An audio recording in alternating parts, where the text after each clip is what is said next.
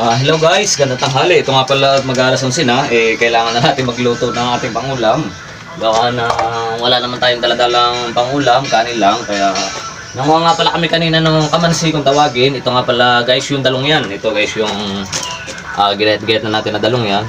Sasabawan natin ito, lalawakan natin na syempre yung specialty natin sardinas. Kaya wow! masarap kasi kumain pag may sabawang ulam. Kaya ito, magagayak tayo ng lutuin.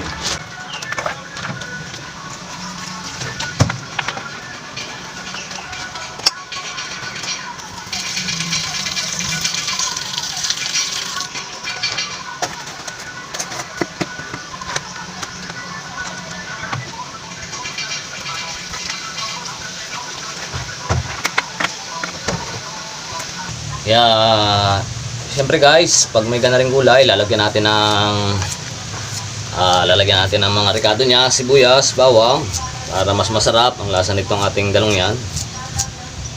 Siyempre, antayin natin guys na kumulo, para mas masarap yung lasa niya.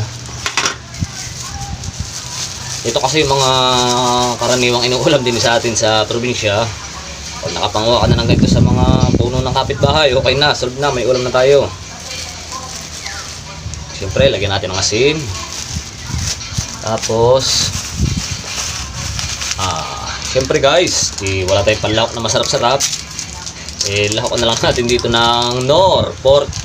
Kaya para mas malasa, para natin nilahokan ng 1 kilong manok, baboy. Kaya good na ang ating ulam ngayong tanghalian. Yan. Takpan muna natin, antayin natin kumulo.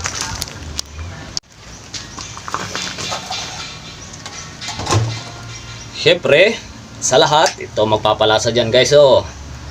Mega sardines. Tiyak na sigurado, mas masarap ang lasa niyan. Kaya,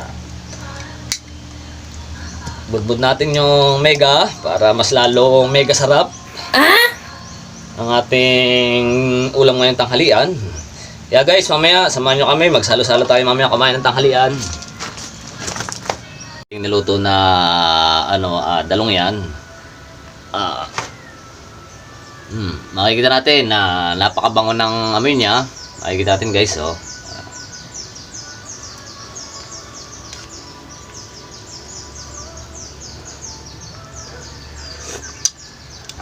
The best ang lasa niya. Yes!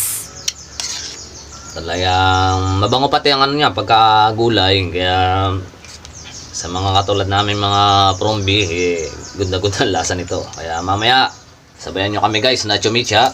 Sama-sama tayong maglapangan.